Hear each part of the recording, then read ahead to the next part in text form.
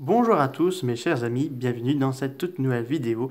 Aujourd'hui on va parler de costumes et l'allure du Godzilla 2002 à 2003. Ce sera une vidéo dédiée par l'un de mes chers amis qui m'a proposé d'en parler. Donc parlons-en de ce Godzilla de 2002-2003. Donc au petit récapitule, donc le film Godzilla vs Mothra et King Ghidorah Giant Monster Howl Attack a été un gros succès au box-office japonais, donc un gros film qui a, a, a attiré plus de monde que et tout. Il faut savoir que début 2000, c'était assez compliqué pour certains films hollywoodiens au box-office mondial, que ce soit avec Jurassic Park 3 qui a été un gros flop. Et personnellement, c'est bien fait parce que personnellement, j'ai vu le film et le scénario, ça rien de particulier. Les Visiteurs 3 en Amérique, enfin pas les Visiteurs 3, mais les Visiteurs en Amérique, un gros flop. Et j'ai déjà vu, c'était assez moyen. Donc, vu que les gros productions hollywoodiennes sont en train de se casser la figure, au Japon, là, c'est le contraire, parce que des films deviennent de gros succès. C'est le cas de GMK, donc Godzilla vs Mothra et King Ghidorah Giant Monster Howl Attack. Le voyage de Chihiro, donc, qui a été un gros carton au box-office mondial. Et donc là, le Japon commence à un peu s'imposer avec ses films science-fiction, mais aussi d'animation dans le monde. Donc là, ce film Godzilla sortira que que au Japon et non pas dans le monde. Enfin, c'est pareil pour JMK, mais JMK était un gros succès au Japon que tout le monde s'est jeté sur ce film tellement ça a été bien réussi. Donc là, on va parler de ce Godzilla 2002 et 2003 parce qu'il faut savoir, il y a eu plein de projets. D'abord, je vais vous parler du costume. Donc, il faut savoir que cette version du Godzilla, j'en suis sûr et certain, c'est le costume remixé, enfin plutôt recyclé du Godzilla 1999 à 2000. Parce que ça lui ressemble beaucoup. Ils ont dû en modifier la tête et un peu les épines dorsales, elles ont dû repeindre. Parce que je pense que la tête, ils ont dû la modifier. Il faut savoir qu'il possède une tête et un museau qui rappellent presque un loup. Parce qu'en effet, il voulait que ce Godzilla soit assez effrayant avec un visage de loup. Il faut savoir que le précédent, dans GMK, il n'était pas sous cette forme-là, il était une forme assez style 54, mais une version fantôme avec les yeux blancs et tout, et les dents pointues. Là, ils ont décidé de refaire un Godzilla un peu ce style comme ça. Donc, les jambes bien musclées, des griffes longs, une longue queue et des épines dorsales assez identiques. Et donc, il y a eu plusieurs projets qui a été aboutis suite au gros succès du GMK. Donc, ce serait un Godzilla versus Gamera, Godzilla Tai Gamera, Godzilla X Gamera.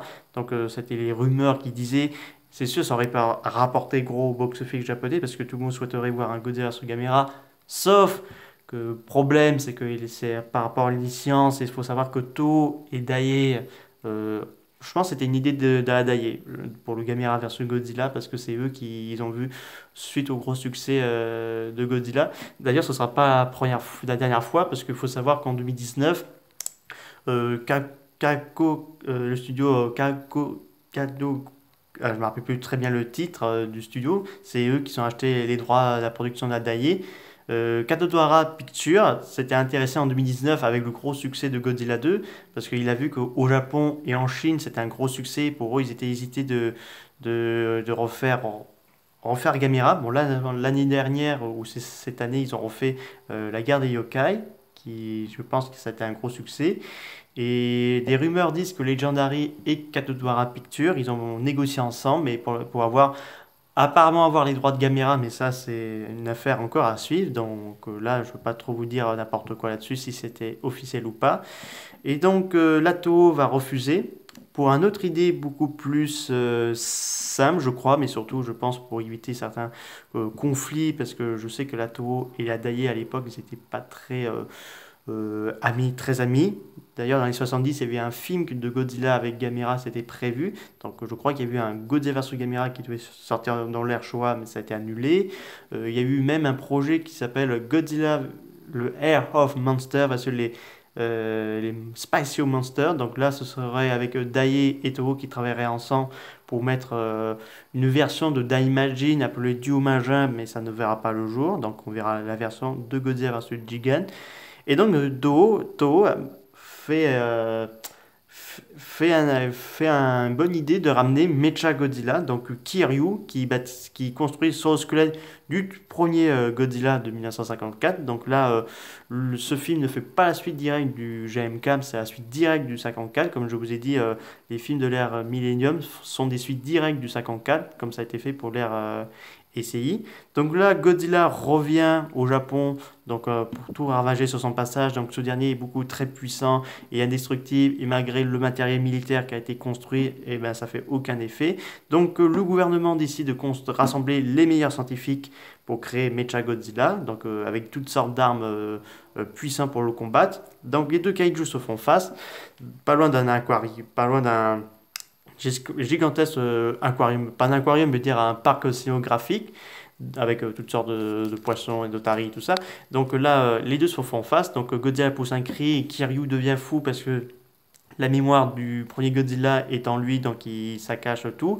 Le deuxième combat, ça se passe en pleine ville de Tokyo, donc les deux s'affrontent dans des corps à corps assez féroces entre les deux. Donc là, il y a un match nul dans ce film. Donc là, Godzilla portera une cicatrice, une première, donc surtout là, que vous voyez bien ici. Donc c'est Kiryu qui l'a infligé ceci. Et donc Godzilla reviendra l'année suivante, donc en 2003, dans Godzilla Tokyo SOS. Donc Godzilla, Mechagodzilla, Musula, Tokyo SOS. Et donc là, c'est la suite directe du 2002. Donc Godzilla va affronter à la fois Mechagodzilla et Mothra. Donc on voit clairement qu'il est agressif dans ses films, parce que là, il arrache carrément des pattes de Mothra, il lance son rayon atomique sur les larves de Mothra, il s'acharne un peu sur Mechagodzilla avant qu'il soit vaincu. Et donc, ce style-là, il me plaît beaucoup parce que c'est vrai qu'il a un style assez menaçant, agressif, parce il a même attaqué Kamobas, qui est un kaiju de l'ère Showa, l'un des films de la Toho, Spatio et Mobas. Et donc, là, il s'attaque même à un sous-marin, il le prend comme ça et il l'entraîne au fond pour nourrir, pour prendre un peu de la radiation.